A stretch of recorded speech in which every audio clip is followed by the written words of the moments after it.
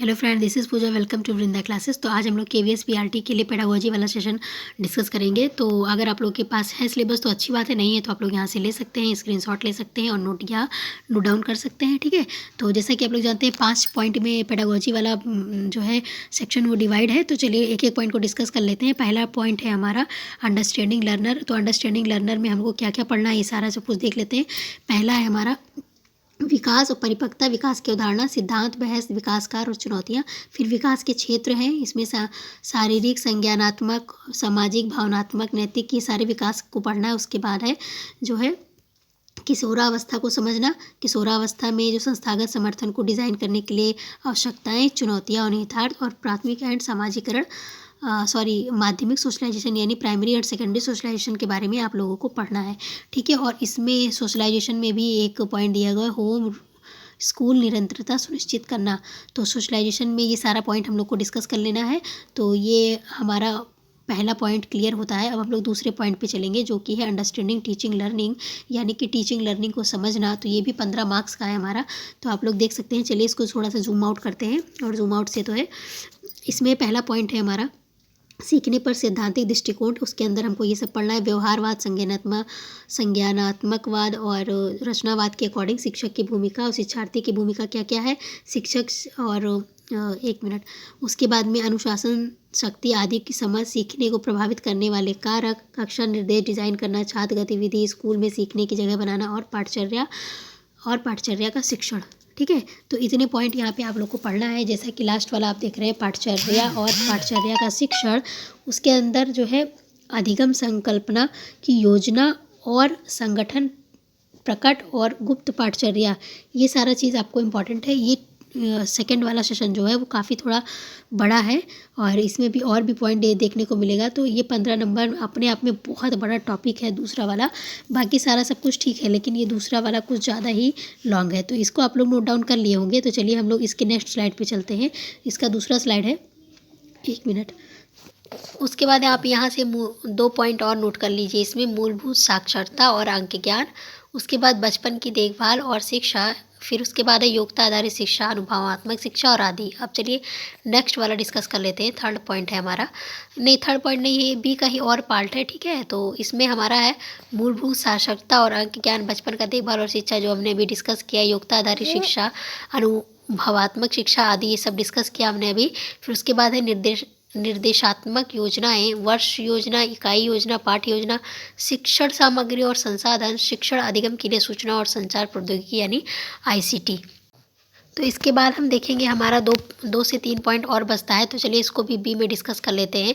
ये वाला टॉपिक थोड़ा बड़ा है। शिक्षण अधिगम के लिए सूचना और संचार प्रौद्योगिकी यानी आईसीटी हमने डिस्कस कर लिया। उसके बाद असेसमेंट लर्निंग है, सीखने के लिए और सिखाने के लिए रूप में आकलन, प्रत्येक योजना बनाने में अर्थ, उद्देश्य और विचार, और लास्ट वाला है हमारा शिक्षण अधिगम प्रक्रियाओं को बढ़ाना, रचनावादी शिक्षण के साधन के रूप में अवलोकन और प्रतिक्रिया, प्रतिबिंब और संवाद। तो ये हमारा बी वाला कंप्लीट हो गया।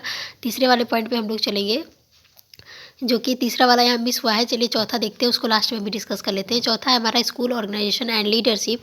ये हमारा 10 मार्क्स का है। ठीक है, तो इसके अंदर चलिए देख लेते हैं एक एक पॉइंट को, थोड़ा इसको जूम आउट कर लेते हैं और डिस्कस कर लेते हैं। वैसे आप लोग को दिख रहा होगा, लेकिन मैं जूम करके दिखा दे रही हूँ सारा, आप लोग नोट डाउन कर लीजिए।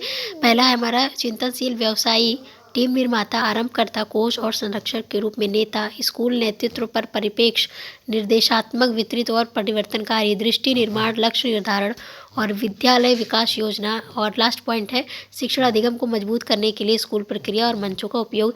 ये लास्ट पॉइंट नहीं है, इसमें और है। फिर इसमें वार्षिक कैलेंडर, समय सारणी, अभिभावक शिक्षक संघ, मंच। ये थोड़ा सा लंबा है। चलिए और इसके और पॉइंट को भी हम लोग डिस्कस कर ले रहे हैं। इतना आप लोग नोट डाउन कर लिया होगा, ये स्क्रीनशॉट ही ले लीजिए। चलिए ठीक है, और देखते हैं। फिर उसमें है आप लोगों ने यहाँ तक शिक्षक मंच तक, फिर उसके बाद स्कूल असेंबली, शिक्षक विकास मंच, शिक्षण अधिगम में सुधार के लिए उपलब्धि डेटा का उपयोग, स्कूल एवं मूल्यांकन और सुधार। फिर उसके बाद है समुदाय, उद्योग और अन्य पड़ोसी स्कूलों में उच्च शिक्षा संसाधनों के साथ साझेदारी बनाना, सीखने वाले समुदाय का निर्माण करना। ठीक है, तो ये हमारा है स्कूल ऑर्गेनाइजेशन एंड लीडरशिप। इसमें ये भी अपने आप में काफ़ी ब्रॉड है, लेकिन ये 10 मार्क्स का ही है। और सारा कुछ जो है पेडागोजी वाला है, तो देखेंगे हम लोग भी पढ़ेंगे क्या क्या है। सारा कहाँ से मिलेगा, शायद यूट्यूब पे मिल जाएगा तो ठीक है, नहीं तो कहीं और से देखते हैं। फिर जहाँ से मुझे सोर्सेज मिलेगा मैं आप लोग को प्रोवाइड कराऊंगी कि ये सब कहाँ से पढ़ना है। ठीक है, तो चलिए आप लोगों ने नोट डाउन कर लिया होगा। अब इसके बाद जो हम लोगों का यहाँ पे छूट गया था थर्ड पॉइंट वाला, क्रिएटिंग लर्निंग इन्वायरमेंट, इसको हम लोग यहाँ पे डिस्कस कर लेते हैं। चलिए इसको थोड़ा ब्रॉड कर देते हैं हम।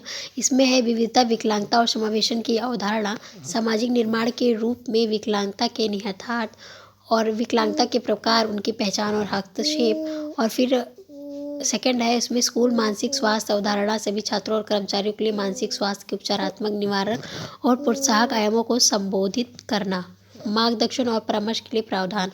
तो ये दो चीज़ें अभी इम्पॉर्टेंट है इसमें, और इसका और भी है, आप लोग इसको नोट डाउन करिए। तब तक मैं नेक्स्ट वाली स्लाइड यहाँ पे लगाती हूँ। चलिए नेक्स्ट वाला स्लाइड डिस्कस कर लेते हैं हम लोग। स्कूल मानसिक स्वास्थ्य की अवधारणा, सभी छात्रों और कर्मचारियों के लिए मानसिक स्वास्थ्य के उपचारात्मक, निवारक और प्रोत्साहक आयामों को संबंधित करना, मार्गदर्शन, परामर्श और सीखने के संसाधन के रूप में स्कूल और समुदाय।